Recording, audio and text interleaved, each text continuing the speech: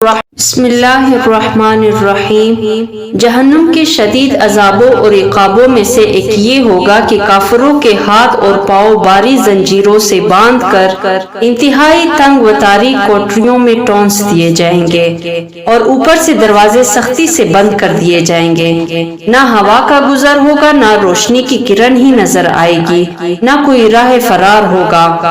حضرت عبداللہ بن عمر رضی اللہ تعالیٰ عنہ فرماتے ہیں، جہنم کافر کے لیے اس طرح تنگ ہوگی جس طرح نیزے کی انی لکڑی کے دستے میں سختی سے ٹونسی جاتی ہے۔ اس عذاب علیم کا اندازہ لگانے کے لیے پریشر کوکر کا تصور کر لیجئے۔ بہت بڑا پریشر کوکر جس میں 1000 آدمیوں کی گنجائش ہو، لیکن اس میں 2000 آدمیوں کو اس طرح زبردستی سے ٹونس دیا جائے کہ سانس لینا بھی دشوار ہو، ہاتھ اور پاؤں زنجیروں سے بندھے ہوں کہ حرکت نہ کر سکے، اوپر سے ڈھکنا مضبوطی سے بند کر دیا جائے اور جہنم کی آگ میں پکنے کے لیے رکھ دیا جائے۔ اس حالت میں کافر موت کو پکاریں گے لیکن موت نہیں آئے گی۔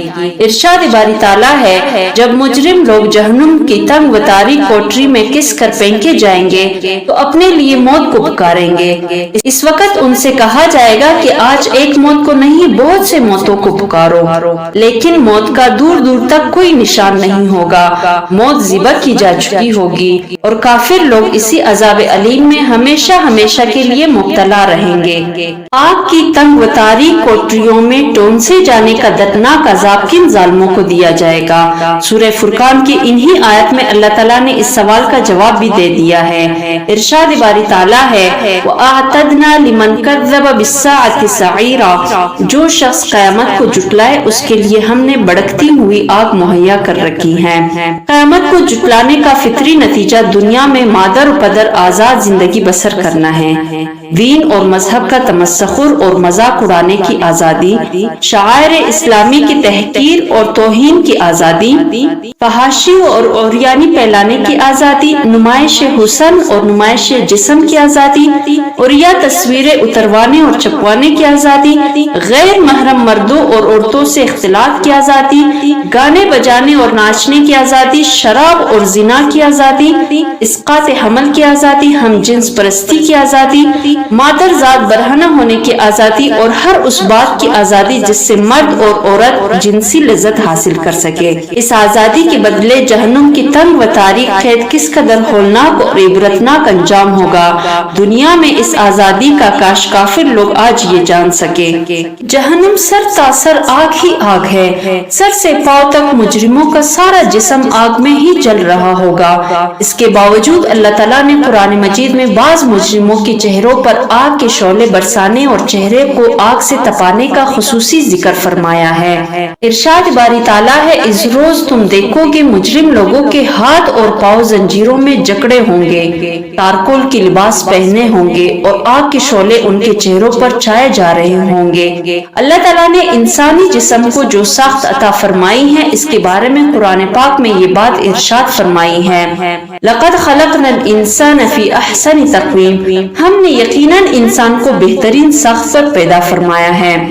انسان کے سارے جسم میں سے چہرے کو اللہ تعالیٰ نے خوبصورتی، حسن عزت، وقار کی علامت بنایا ہے۔ دلکش آنکھیں، استوا ناک، متناسب کان، نرم و نازک ہونٹ، پرکشش رخسار، جوانی میں کھالے سیاہ بال انسان کی حسن و خوبصورتی میں اضافے کا باعث بنتے ہیں۔ بڑھاپے میں چاندنی کی طرح سفید تار انسان کی وقار و عزت میں اضافہ کر دیتے ہیں۔ چہرے کی اس تکریم وقار کی خاطر رسول کریم صلی اللہ علیہ وسلم نے یہ حکم دیا ہے کہ بیوی، بچے یا غلام وغیرہ کو تربیت کے لیے مارنا پڑے تو چہرے پر نہ مارو۔ طبی نقطۂ نظر سے چہرے کے تمام حصے باقی سارے جسم کے مقابلے میں زیادہ حساس اور نازک ہوتے ہیں۔ آنکھ، کان، ناک، دانت، رخسار وغیرہ کی رگیں براہ راست دماغ سے جڑی ہوتی ہیں۔ دماغ سے قریب ہونے کی وجہ سے خون کی گردش چہرے میں باقی جسم کی نسبت زیادہ تیز ہوتی ہے۔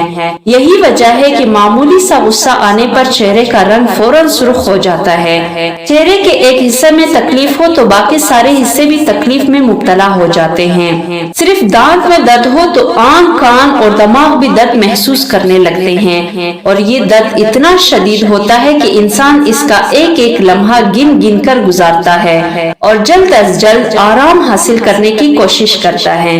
جسم کی اس سب سے زیادہ حساس اور نرم و نازک حصہ یعنی چہرے پر جب جہنم کی آگ کے شدید گرم شعلے برسائے جائیں گے تو کافروں کو کس قدر شدید و تکلیف اور اذیت کا سامنا کرنا پڑے گا، اس کا اندازہ جہنمیوں کی اس خواہش سے لگایا جا سکتا ہے۔ یا لیتنی کنت ترابا، ہائے افسوس کاش میں مٹی ہوتا۔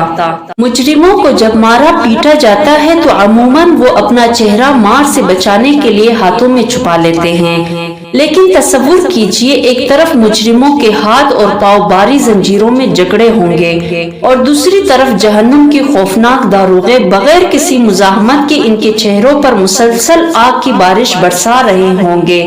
گویا جسمانی عذاب کے ساتھ ساتھ شدید ذلت اور رسوائی کا عذاب بھی انہیں دیا جائے گا، اور یہ رسوا کن عذاب گھنٹہ یا 2 گھنٹے کے لیے نہیں، ہفتہ یا 2 ہفتے کے لیے نہیں، مہینہ یا 2 مہینے کے لیے نہیں، سال یا 2 سال کے لیے نہیں، بلکہ ہمیشہ ہمیشہ کے لیے ہوتا رہے گا۔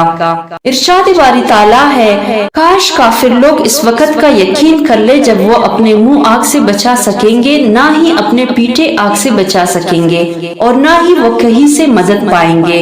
اس رسوا کن اور شدید عذاب سے دوچار ہونے والے کون بدبخت اور بدنصیب مجرم ہوں گے؟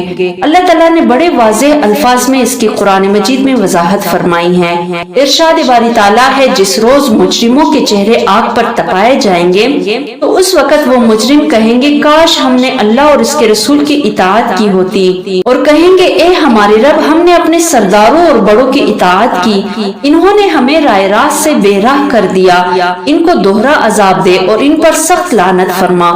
گویا ان مجرموں کا جرم یہ ہوگا کہ انہوں نے اللہ اور اس کے رسول کے مقابلے میں اپنے سرداروں اور بڑوں کی اطاعت کی ہوگی۔ کافروں کے کفر اور مشرکوں کے شرک کا یہ فطری نتیجہ ہے کہ وہ اللہ اور اس کے رسول کی اطاعت نہیں کر رہے، بلکہ اپنے عالموں، درویشوں، لیڈروں اور شہنشاہوں کی اطاعت کر رہے ہیں، جس کی المناک سزا انہیں قیامت کے روز بھگتنی پڑے گی۔ ہمارے نزدیک کافروں اور مشرکوں کی نسبت ان مسلمانوں کا معاملہ زیادہ تشویشناک ہے، جنہوں نے اللہ اور اس کے رسول کا کلمہ پڑھا ہے، قیامت پر ایمان رکھتے ہیں، جنت اور جہنم کو بھی مانتے ہیں، لیکن اس کے باوجود کسی نہ کسی غلط فہمی میں مبتلا ہو کر اطاعت رسول سے انحراف کر رہے ہیں۔ یاد رہے، جس طرح رسول اکرم صلی اللہ علیہ وسلم کی رسالت قیامت تک کے لیے دائمی ہے، اسی طرح آپ کی اطاعت بھی قیامت تک کے لیے دائمی ہے۔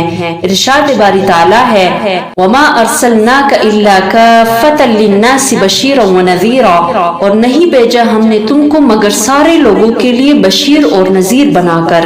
اسی طرح ارشاد مبارک ہے، تبارک الذی نزل الفرقان علی عبدہ لیکون للعالمین نذیرا، بڑی بابرکت ہے وہ ذات جس نے اپنے بندے پر فرقان یعنی قرآن نازل فرمایا تاکہ وہ سارے جہان والوں کے لیے ڈرانے والا ہو۔ بس جو لوگ رسول اکرم صلی اللہ علیہ وسلم کی رسالت کو آپ کی حیات طیبہ تک محدود سمجھتے ہیں، وہ یقیناً اطاعت رسول سے انحراف کر رہے ہیں، اور جو لوگ رسول اکرم صلی اللہ علیہ وسلم کو محض اللہ تعالیٰ کا کلام پہنچانے والا پیغمبر سمجھ کر آپ کی بتلائی ہوئی تشریح و توضیح کی حجیت کا انکار کرتے ہیں، وہ بھی اطاعت رسول سے انحراف کر رہے ہیں۔ اور جو لوگ یہ عقیدہ رکھتے ہیں کہ صرف قرآن مجید ہی ہدایت کے لیے کافی ہیں، اس کے ساتھ حدیث رسول کی ضرورت نہیں، وہ بھی اطاعت رسول سے انحراف کر رہے ہیں۔ اور جو لوگ یہ عقیدہ رکھتے ہیں کہ قرآن مجید تو قابل اعتماد حالت میں محفوظ ہے، لیکن حدیث قابل اعتماد حالت میں محفوظ نہیں، لہٰذا اس پر عمل کرنا ضروری نہیں، وہ بھی اطاعت رسول سے انحراف کر رہے ہیں۔ ہم انتہائی ادب و احترام کے ساتھ مسلمانوں کے تمام مکاتب فکر کی خدمت میں انتہائی مخلصانہ اور ہمدردانہ درخواست کریں گے۔ اطاعت رسول کا معاملہ بڑا ہی نازک ہے،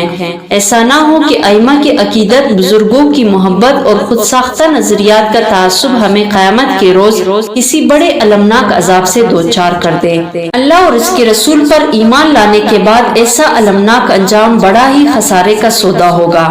الا ذالک هو الخسران المبین، خبردار یہی سب سے بڑا خسارہ ہے۔